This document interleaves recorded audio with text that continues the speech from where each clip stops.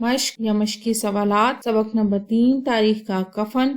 مصنف کی تکنیک، مقصد اور اسلوب پر مبنی درجہ ذیل سوالوں کے ہم نے جواب دینے ہیں۔ پہلا سوال ہے، عمر جلیل کی ابتدائی تعلیم سے متعلق آپ کیا جانتے ہیں؟ عمر جلیل کی ابتدائی تعلیم کراچی میں ہوئی اور وہ ایک متوسط یعنی درمیانے طبقے کے گھرانے سے تعلق رکھتے تھے اور انہوں نے اپنے تعلیمی سفر کا آغاز اسی شہر میں کیا۔ اگلا سوال ہے کہ عمر جلیل کی تخلیقات کے عمومی موضوعات کیا ہوتے ہیں؟ تو عمر جلیل کی تخلیقات میں عام طور پر سماجی ناانصافی، طبقاتی تفریق، انسانی حقوق اور معاشرتی مسائل کو موضوع بنایا گیا ہے۔ ان کے افسانے انسانی فطرت، جذبات اور معاشرتی ناہمواریوں کی عکاسی کرتے ہوئے ہمیں نظر آتے ہیں۔ اگلا سوال، شیدی کی پہلی صف میں جانے کی کوشش کیوں کر رہا تھا؟ شیدی کا اصرار تھا کہ وہ پہلی صف میں کھڑے ہو کر نماز پڑھے گا، کیونکہ اس کی خواہش تھی کہ وہ معزز لوگوں کے ساتھ برابری کا حق رکھتے ہوئے نماز ادا کرے۔ اس کا مقصد اپنی خودی اور خود اعتمادی کا اظہار کرنا تھا۔ اگلا سوال، اس جملے کی وضاحت کریں۔ میں ایاز ہوں، میں ایک ہی صف میں کھڑا ہو کر محمود کے ساتھ نماز پڑھوں گا۔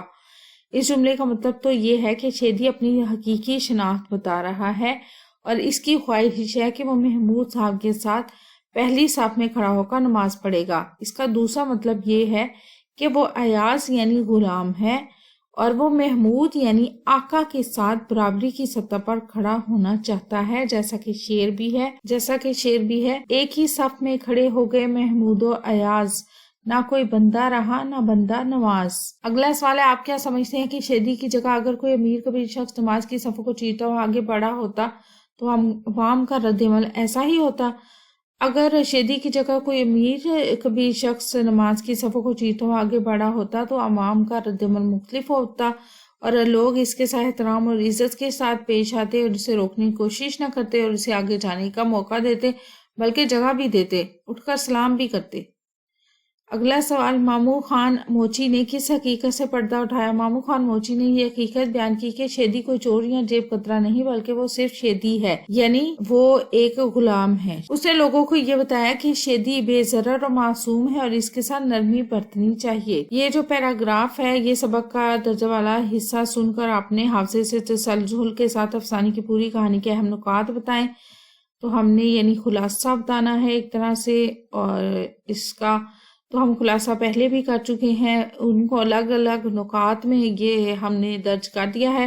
آپ اسے ریڈ کر لیں، لکھ لیں، اسکرین شاٹ لے لیں، جیسے آپ چاہیں۔ پاز کر کے ویڈیو کو آپ کر سکتے ہیں۔ تقریباً یہ وہی پوائنٹس ہیں جو ہم نے خلاصے میں ڈسکس کیے ہیں۔ اگلا سوال ہے کہ عمر جلیل کے افسانوں کی کتاب تاریخ کا کفن کے تمام افسانوں کا مطالعہ کریں، بالخصوص افسانے تاریخ کا کفن کو غور سے پڑھیں اور اس کے فہم کا اظہار کرتے ہوئے ذاتی اور معاشرتی زندگی سے تعلق قائم کریں کہ اگر ہمیں اس طرح کی صورتحال درپیش آ جائے تو ہمارا رد عمل کیا ہوگا۔ نیز اس افسانے کو پڑھتے ہوئے عمر جلیل کے ادبی اسلوب اور اس کے امتیاز کا فہم حاصل کریں، اسے دیگر ساتھی طلباء کے ساتھ بیان کریں۔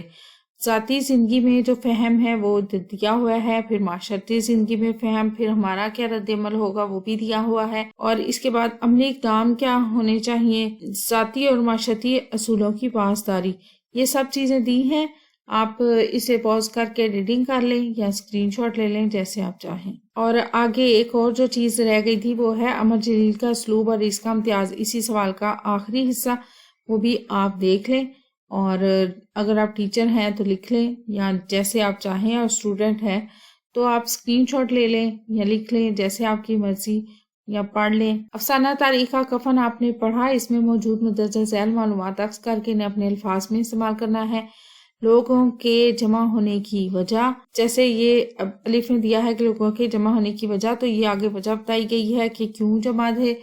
اسی طرح یہ جو پوائنٹ ہیں ان کو کی بھی اسی طرح وضاحت کرنی ہے، مطلب اس کے متعلق سبق میں کیا معلومات دی گئی ہیں یہ بیان کرنا ہے۔ آپ اسے پاز کر کے اسکرین شاٹ لے لیں یا ریڈنگ کر لیں۔ اگلا سوال ہے، افسانہ تاریخ کا کفن نیا قانون اور سیرت نگاری پر مشتمل سبق رکھ کے ہنسنا میں مصنفین عوامی رنگ کے بہت سے مانوس اور نامانوس الفاظ و ترکیب، محاورات، ضرب المثال، مترادفات یعنی مترادف مرکبات استعمال کی ہیں۔ درجہ ذیل الفاظ و ترکیب، محاورات، مرکبات کو اپنے ٹیچر سے سمجھنے کی اور اسے استعمال کرنے کی کوشش ہم نے کرنی ہے۔ الفاظ و تراکیب یہ ہیں، اس کی وضاحت بھی دی گئی ہے اور ساتھ میں مثال بھی دی گئی ہے کہ ہم کہاں اسے استعمال کر سکتے ہیں، یعنی کس طرح جملے میں استعمال کر سکتے ہیں۔ یہ بھی آپ پاز کر کے ریڈنگ کر لیں یا پھر اسکرین شاٹ لے لیں۔ آگے ہے تلخیص کرنی ہے عبارت کی۔ یہ عبارت دی گئی ہے، اس کی تلخیص کرنی ہے، یعنی اس پوری عبارت میں جو بیان کیا گیا ہے وہ ہم نے کم سے کم الفاظ میں بیان کرنا ہے۔ یہ دیا ہوا ہے، اسے ریڈنگ کر لیں۔ 10 تراکیب لفظی لکھ کر انہیں اپنے جملوں میں استعمال کرنا ہے۔ جیسے تراکیب کیا، شمس الدین، شمس سورج کو کہتے ہیں اور دین کا، ٹھیک ہے، تو یہ تراکیب دی ہیں، اس کی آگے وضاحت بھی دی ہوئی ہے۔ اسے پاز کر کے ریڈنگ کر لیں، اسکرین شاٹ لے لیں، جیسے آپ کی مرضی۔ آگے ہم نے مرکہ نگاری کرنی ہے۔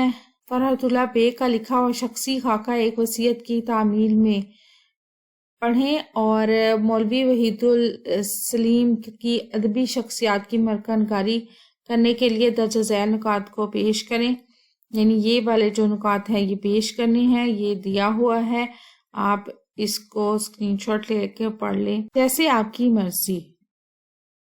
ویڈیوز کیسی لگی؟ چینل ضرور سبسکرائب کریں، ویڈیوز کو لائک اور شیئر کیجئے، کامنٹ کر کے بتائیں مزید کون سی ویڈیوز دیکھنا چاہتے ہیں۔ اپنا اور اپنے پیاروں کا رکھے ڈھیر سارا خیال۔ اللہ حافظ۔